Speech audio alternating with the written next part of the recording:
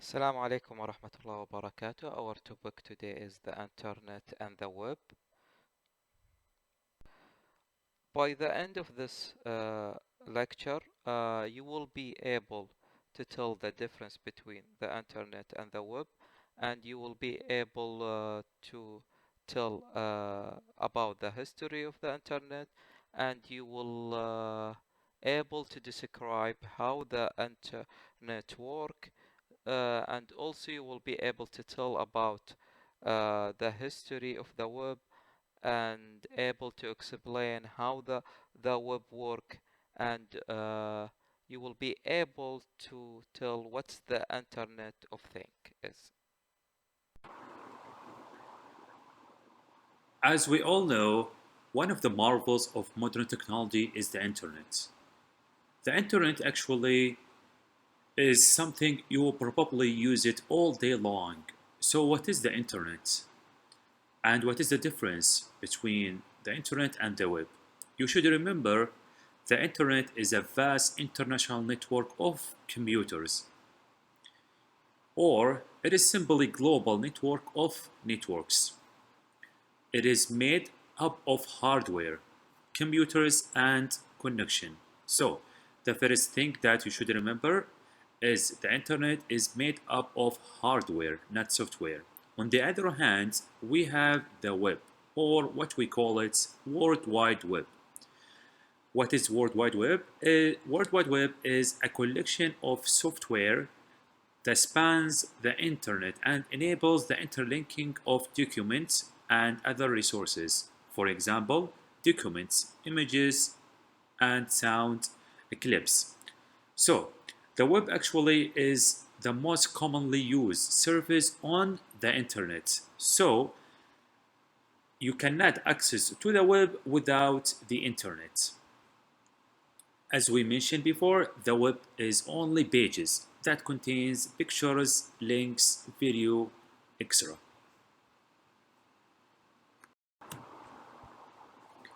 History of the internet. How the internet started.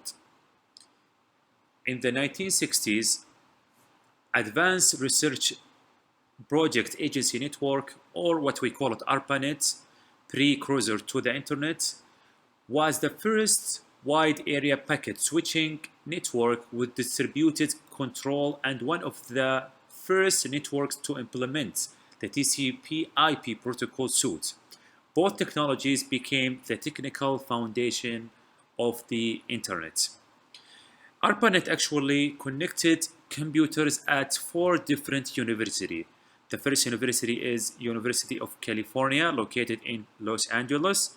The second university is University of California, located in Santa Barbara. The third institute is American Nonprofit Research Institute, located in Menlo Park, California. And the fourth university is the University of Utah. ARPANET actually use dedicated cables, period, underground. Actually, data transfer rate was only 56 kilobytes per second, close to modem and dial-up service. So it was very, very slow. The ARPANET demonstrated that researchers at different locations could communicate, share data, and run software remotely. So, ARPANET built the first networks among only four different universities, and the purpose of this network actually only for academic and scientific purposes.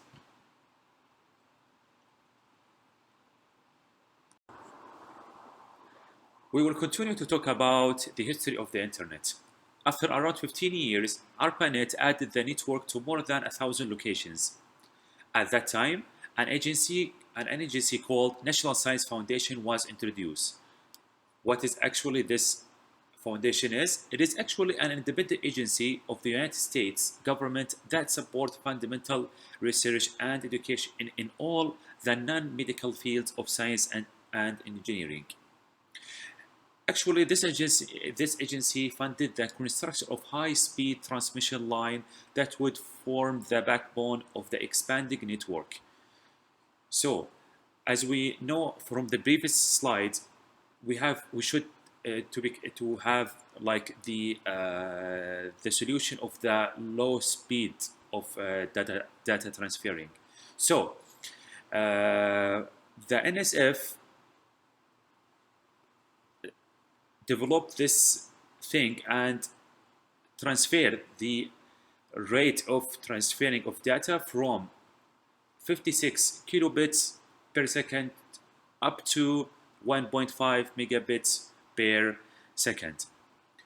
Actually, the term internet was introduced to because of the similarities between this network and the interstate highway system in United States. As it's clear on the right side, this is actually the map of United States.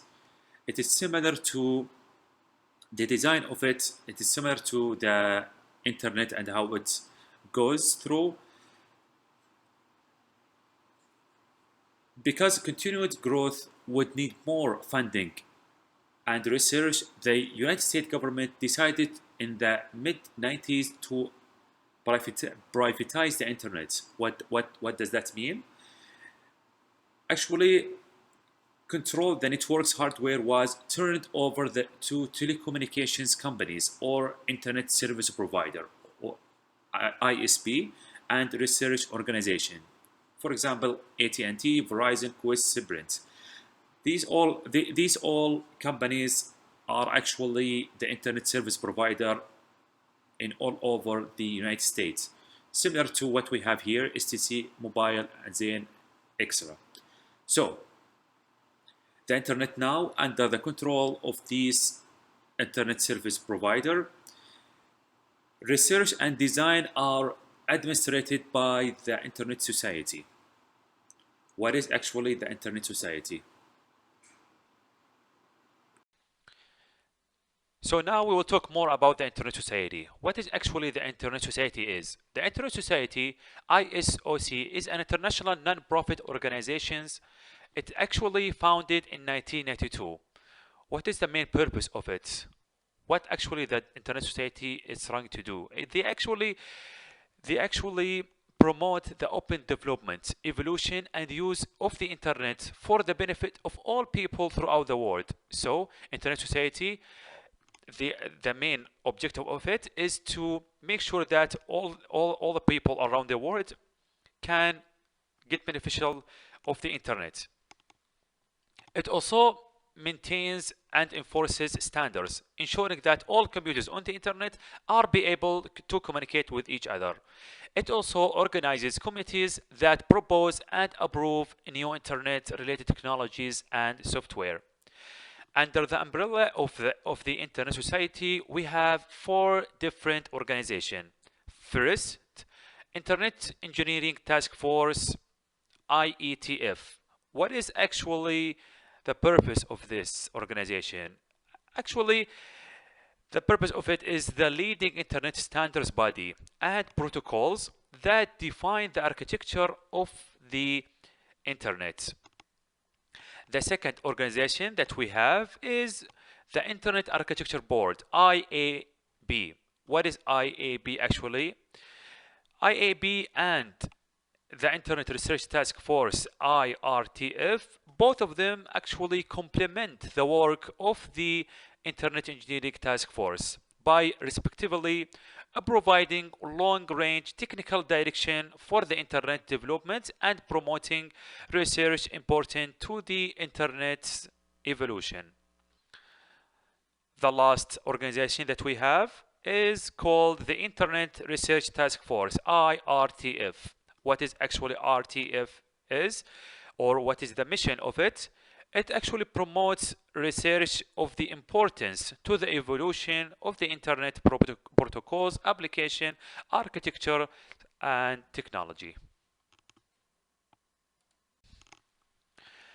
The internet has been one of our most transformative and fast-growing technologies. As we can see here in this table, in 1982, there was only 235 computers on the internet. In 2010, 758 million and 81,484 computers has an internet. So a big difference. Currently, in 2020, the computers that connected to the internet can be reached up to 50 billion. Now let's talk about how the internet works. The design of the ARPANET of the today internet was strongly influenced by two key ideas proposed by Paul Barron. The first idea adopted for the ARPANET design of the internet was distributed network, and the second idea was packet switch. Let us start with the distributed network idea.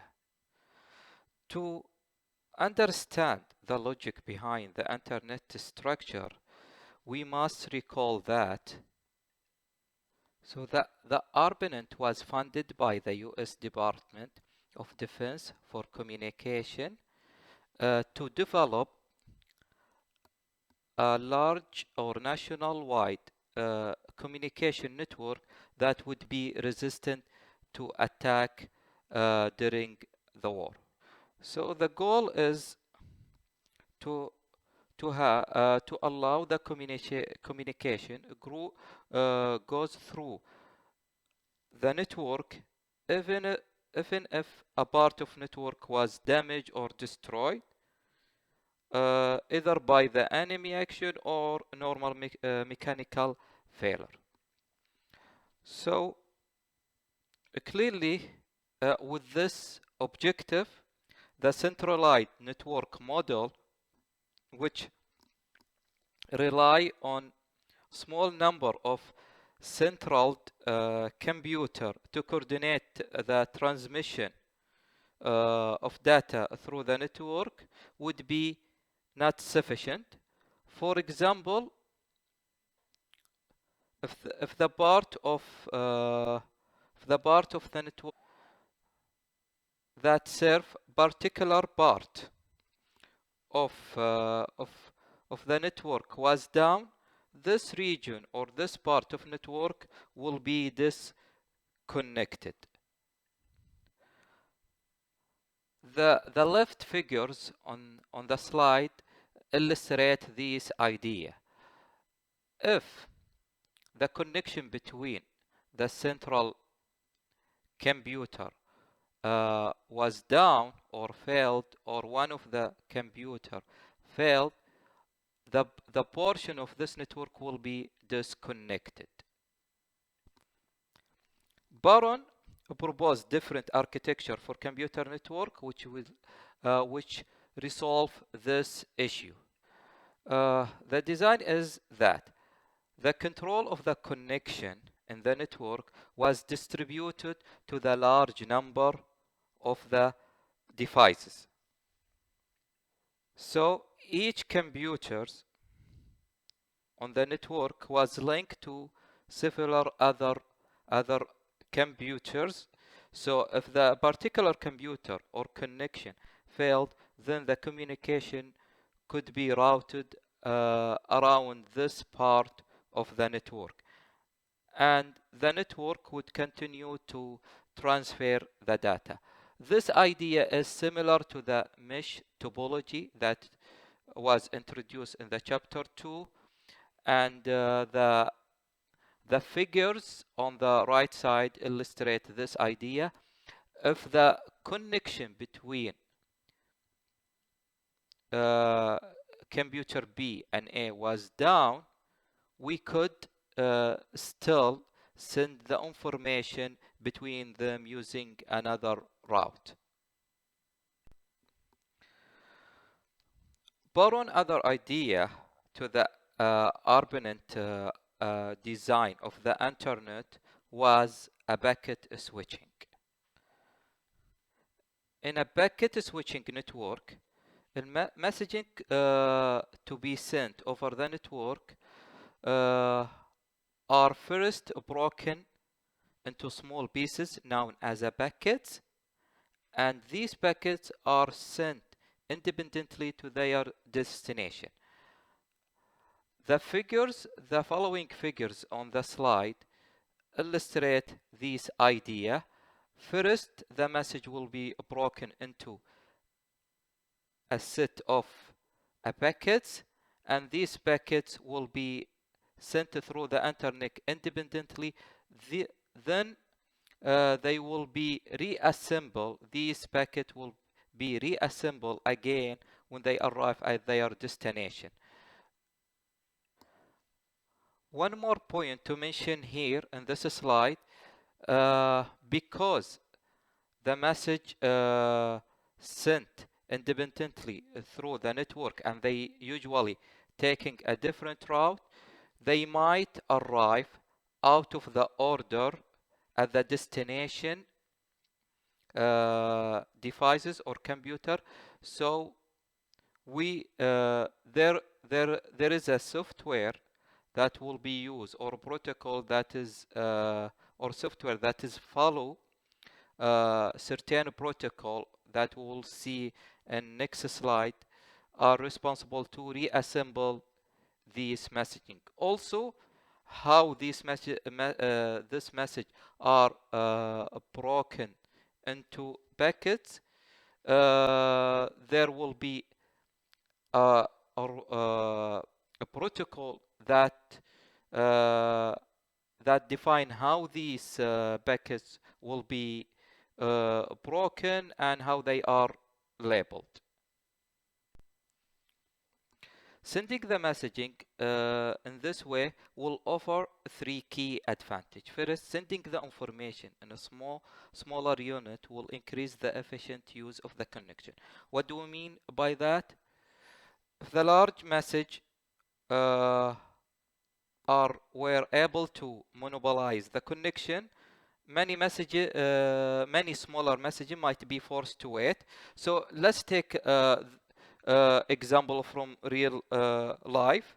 Assume that in the checkout line at busy grocery store, if the customer has many items, the customers with the few items has to wait in the line. But to avoid that, if we have express line where the number of items is limited, these customer can check out do the checkout process more faster. In a similar way, limiting the size of the network transmission will allow many users to share the connection between them. The second advantage of packet switching is that it will allow the network to react to the failure or the overcrowded route in the network. As each packet will goes toward its destination using different route, the routers, which is a special purpose computer, can recognize the failure or the overcrowded route in the network and able to reroute the package around the trouble area to reach the destination faster. The third advantage is that the packet switching improve the reliability. What do we mean by that? Because the message are broken into packets and each packet are transmitted independently, so at least part of message will arrive at destination even there is a failure to deliver some part of the message. If the receive or the destination receive only part of the message, there is a software on destination computer can acknowledge or inform the sender computer to transmission the missing part. Distributed network and packet switching that we talk about it in the previous slide are describing the internet architectures. However, they don't address the following issue: how the computer that are connected to the internet are able to communicate with another. Uh, this issue is similar to the issue that in our life people speak different language and they have different customs. So also the computer are built using different technology, operating system, and language. So how can we make a computers, for example, in الحسا communicate, or in Riyadh or in Jeddah communicate with the other computer that reside, for example, in Italy? So the computing community agree on a protocol, which is a set of rules that describe how the communication will take place between the computer. So the internet protocol can be thought as a mail address system, which is consists of the street address, postcode, uh, which will be provide unique address for your house. Using this address, anyone on the world can send you a letter. So the two main central protocols that control the internet communication are a transmission control protocol called TCP and the internet protocol called IP. In the next slide, we will talk about these two protocols in details. Transmission control protocol TCP control the method by which the messages are broken down into packets and then reassembled when they reach their final destination. On the other hand, the IP or internet protocol, or IP, is concerned with the labeling the package for delivering and controlling the packet path from the sender to the destination. The combination of these two protocols, written as a TCP IP, and usually or is often referred to as the language of the internet. So any computer that is able to speak the language defined by the TCP IP will be able to communicate with any other computer on the internet. The following figure illustrates how the messages are transmitted over the internet using the internet protocol TCP IP. When someone sends a message over the internet, the first thing happen to the message is a software on the sender computer using the rules of the TCP breaks that message into packets, where the size of each packet is no bigger than 15,000 characters, and label the package according to their sequence, for example, packet 2 of 5, packet 3 of 5, and so on. Next is software following the rules of the IP protocol labels these packets with the routing information, which include the IP address of the source and the destination computer. Once labeled, the packets are sent independently over the internet. Special purpose computer called router receive the packets, access the routing information, and then pass or forward the package toward their final destination.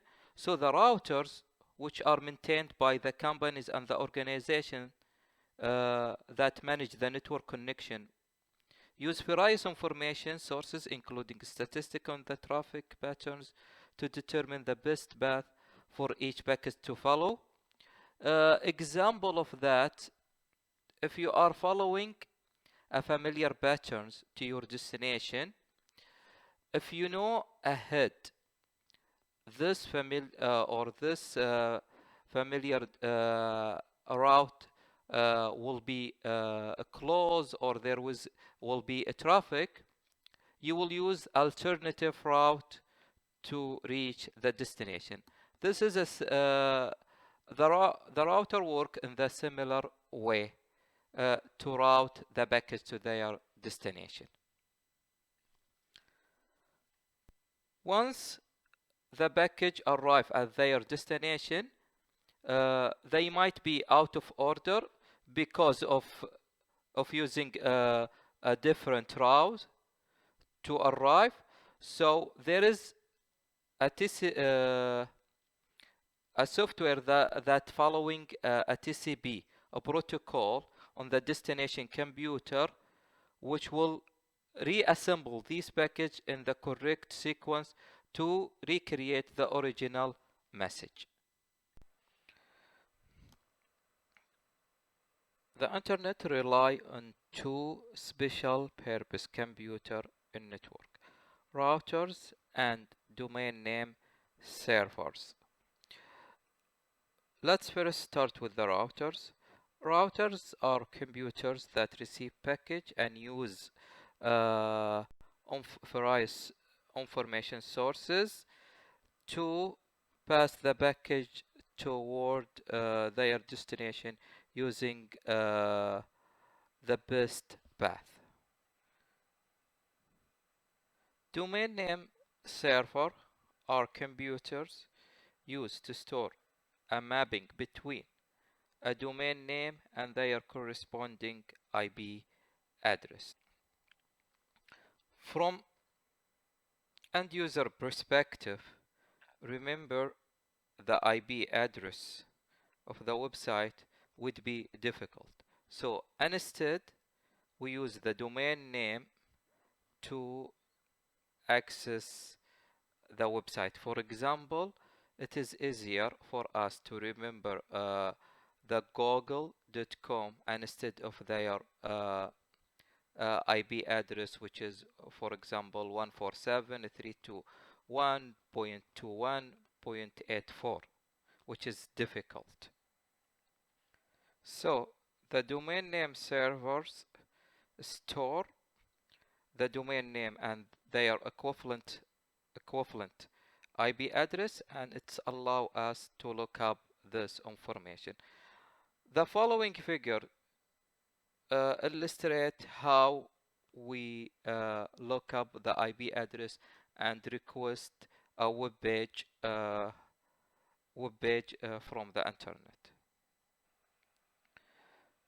When a user enter the URL, for example, creton.edu website, in the address box of the web browser, the web browser extract the server name, which is creton.edu from URL, and pass it to the local domain name server.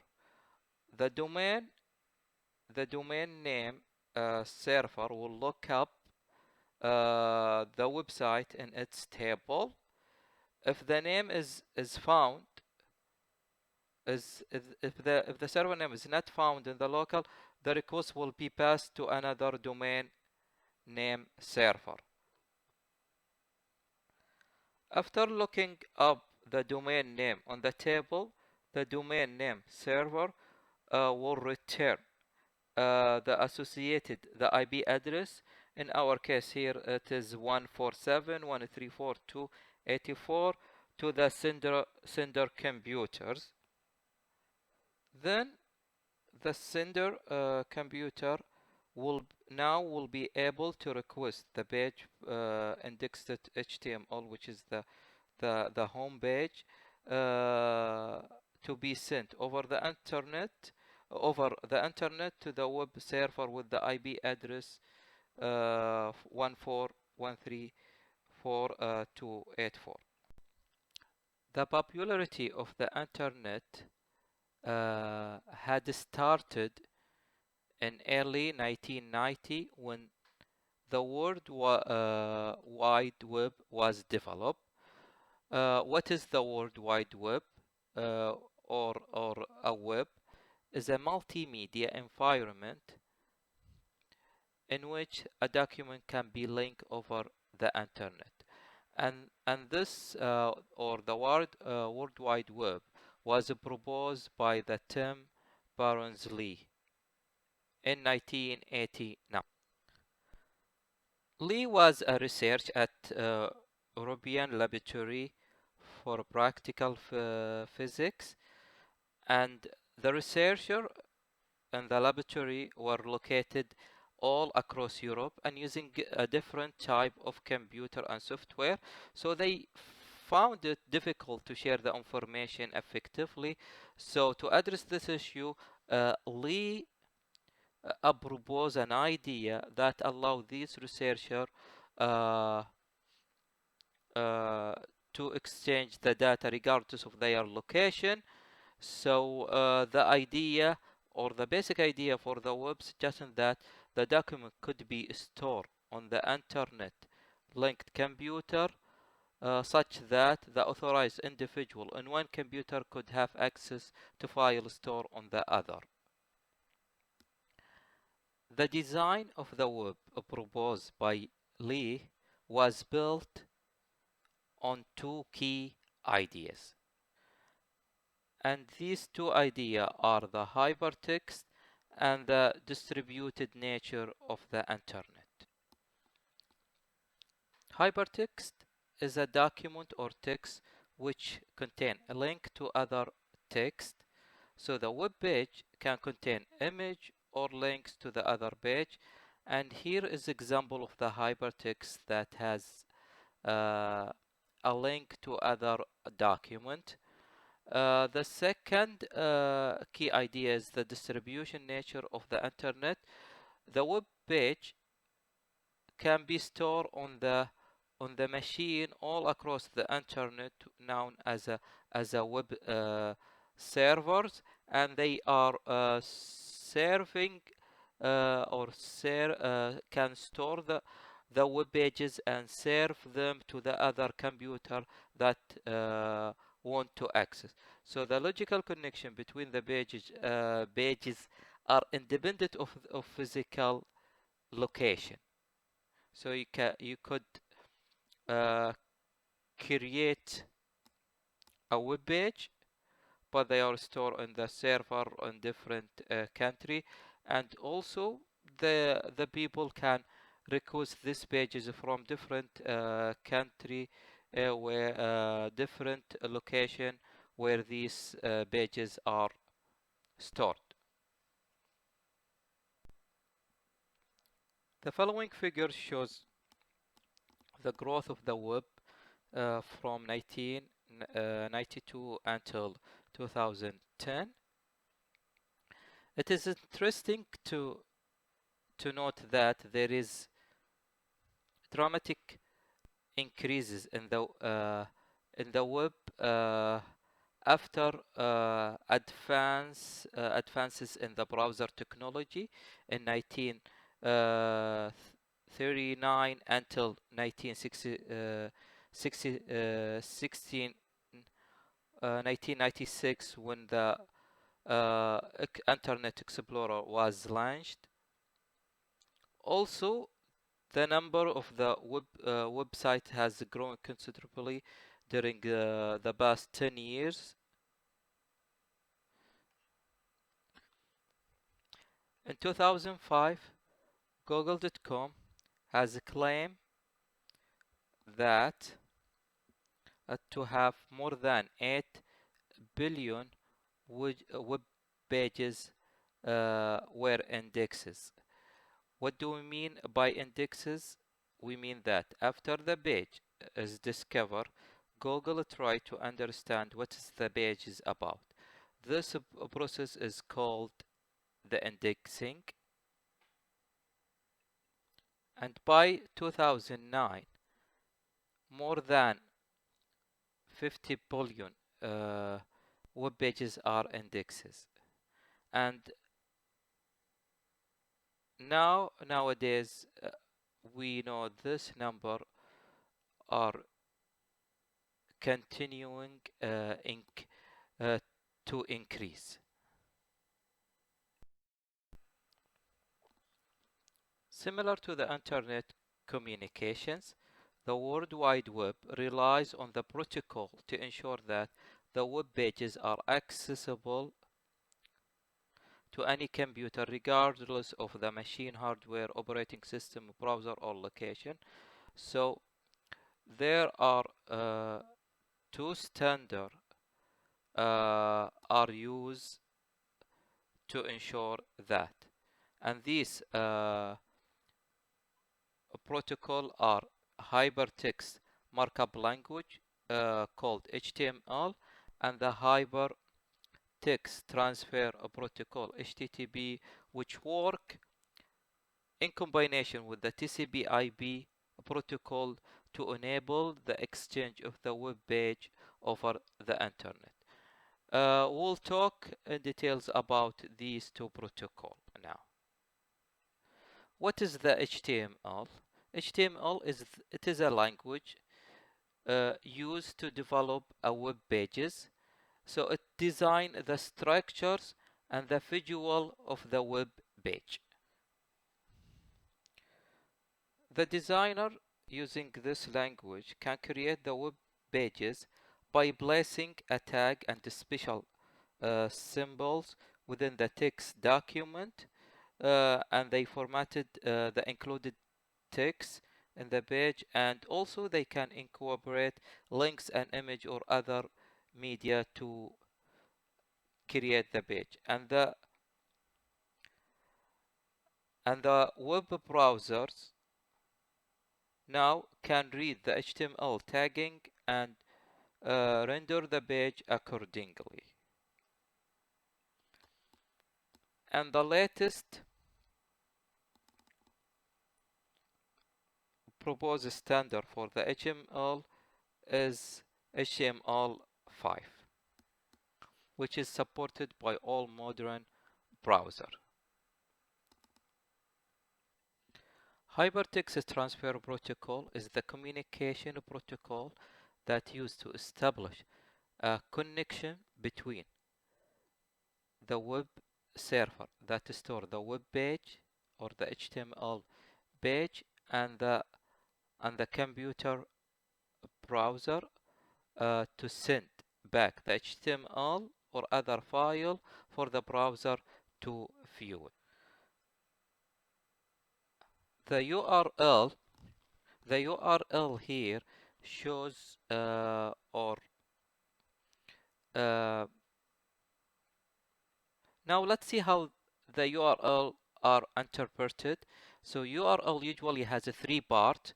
The first part or the leftmost part signify that the page is to be accessed uh, uh, will be use the HTTP protocol, and the the middle part will specify the name of the web server that store the page. The most right part of the URL specify the name of the page, and usually it is end with the .html or HTML. Now let's see the process, how the communication taking place between uh, a web browser of the users and the web server to display a particular or to request particular page. When the person requests a page, first the browser will identify the web server where the page are reside. Then the browser send HTTP request to the server over the internet and requesting the page. The web once the web server receive the request, it will locate the page within its directed directories, then send the page text back in the message to the browser, send it back to the to the uh, to the user. When the message is received, the browser will interpret the HTML page format and display the page according to the browser window. And the figure on the bottom right of the slide illustrates this process. Now, how we see or view the web page? There is two terms that we need to know. It is a web page, and we know the web page is a text document that contain additional formatting information written in the HTML language. A web browser is a program which use the HTTP protocol, the communication protocol between a client and server, to access the web page, and the web browser interpret the content of the web page and display the page. And this is example showing that the web page is text document that contain HTML format. Then the browser are able, for example the Firefox or Chrome, are able to interpret the HTML, the tags and special symbols, and display the page on the browser window. And this is what happened when we request the any page and display it in our browser. Accessing a single web page might involve several back and forth between the browser and the server. And if the web page contains embedded element, for example image or sound, the browser will not recognize this until it begins displaying the page. So the browser must then send separate message to the server requesting the embedded element, like as you said image or sound.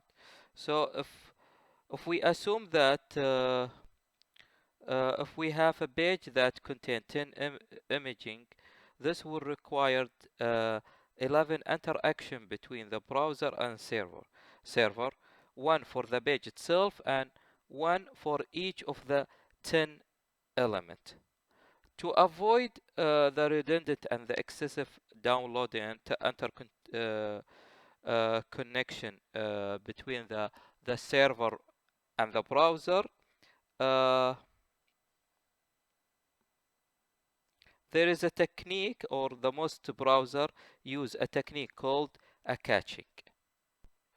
So when the page or the image is first downloaded, it is stored in temporary directory on the user computer called caching.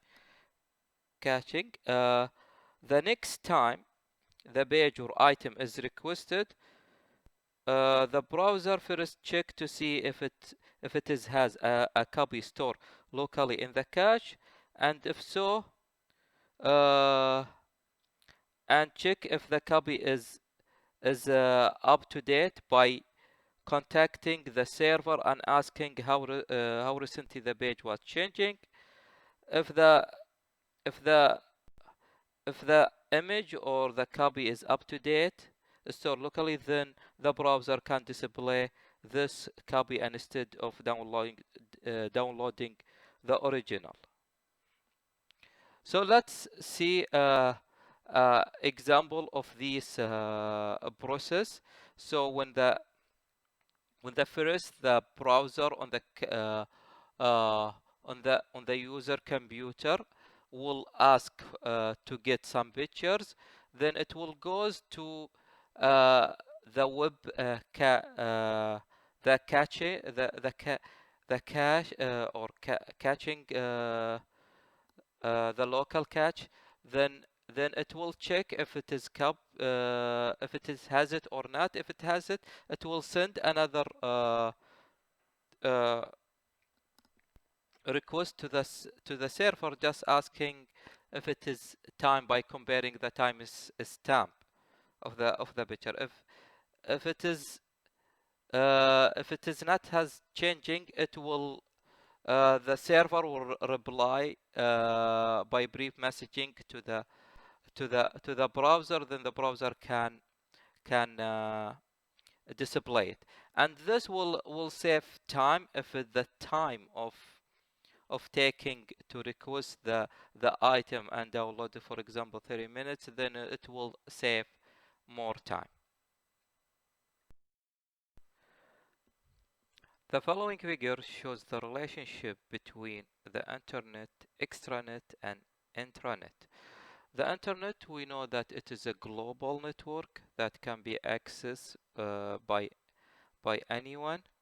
Uh, extra or the extra or let's start with the intranet. Intranet, it is a private network operated by the organization where the employee can create content, communicate, and collaborate. And it is isolated from the global internet, and it doesn't allow access to anyone outside the network. So it is a local network, uh, and it is operated by the organization.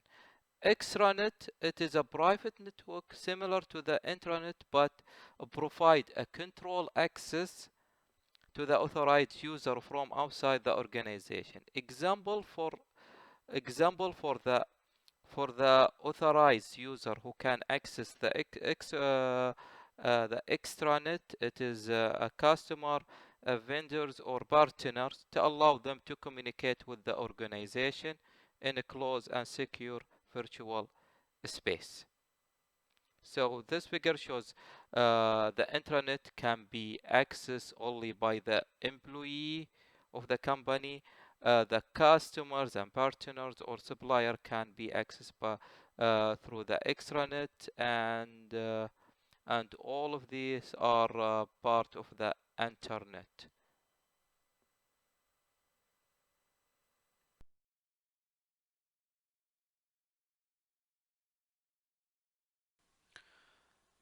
What is the Internet of Things, IoT?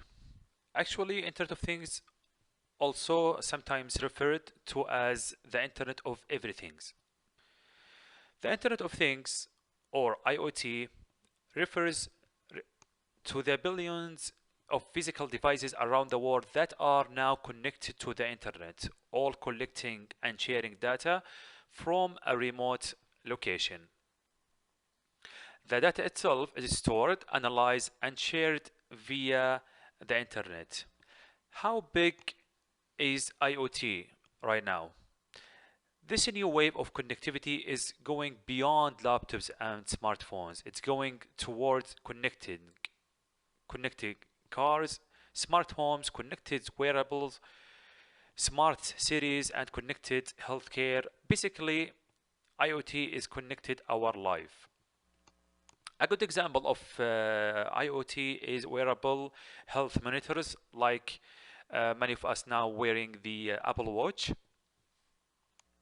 And on the past, one of the first examples of Internet of Things is from early 1980s, was Coca-Cola actually machine. Who invented or who created actually the the phrase or the idea of Internet of Things? His name is Kevin Ashton in 1999. He wrote, as he said, if we had computers that knew everything there was to know about things using data they gathered without any help from us, we would be able to track and count everything and greatly reduce waste, loss, and cost. We would now we would know when things needed replacing, repairing, or recalling, and whether they were fresh or past their best. So, at the end, IoT wants to collect all potential objects to interact each other on the internet in purpose to provide secure, comfort life for human being.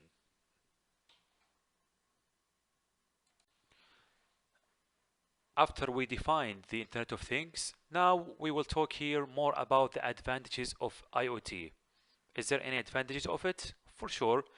IoT or Internet of Things network saves times and money. There is no doubt that IoT saves our time and money. IoT systems delivers information fast and accurately with minimum utilization of energy. What are some example of using the IoT nowadays? IoT used now for patient monitoring. For example, various types of wireless sensors are installed on the patient body, which communicate with the IoT network and provide all required information of the patient under treatment. So the patient can be in a room and the physicians or the nurse can be in other room. By connecting those type of wireless sensors, we can monitor the patient remotely. So by like their blood pressure, we can know everything about him remotely. The other good example of the IoT as well is it is used in home security devices, which are monitored and controlled either locally or remotely using easy to applications available on smartphones. Example, security alarm, camera sensors, door lock, etc. It also used in assist tracking, inventory control, energy conservations, shipping, etc. Also, IoT devices communicate themselves to the owner, indicating its location and conditions.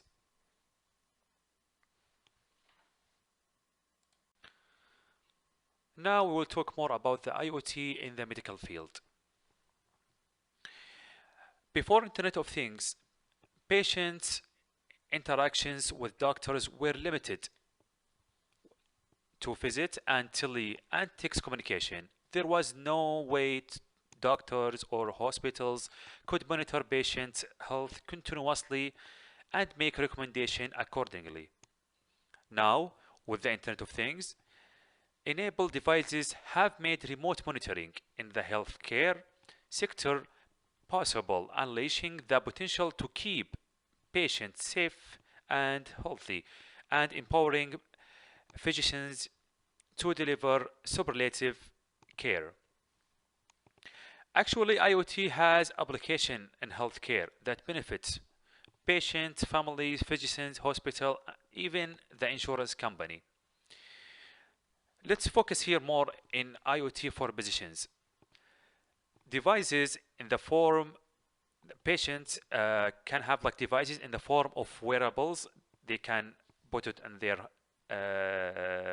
wrists, like fitness bands and other wirelessly connected devices like blood pressure and heart rate monitoring cuffs, glucometer, etc. Give patient access to personalized attention. These devices can be turned to remind calorie count, exercise check, appointment, blood pressure variation, and much more. Also, it has management of drugs. Like management of drugs is one of the major expenses in the healthcare industry, but with the Internet of Things and smartphones could help to manage this is in a better way. Also, IoT in medical field improve disease management by access to real-time data, medical analytics, and smart monitoring. For sure, it reduces cost. How is that? Internet of Things can improve real-time medical analytics, drugs management, and cut down unnecessary medical visit. Lastly but not least, reduce errors. How is that possible? By automated data and smart workflow controlled by devices connected to Internet of Things for better decisions based on the deep analytics. So if we have the Internet of Things and give it like many of data, they actually can give you a better decision to make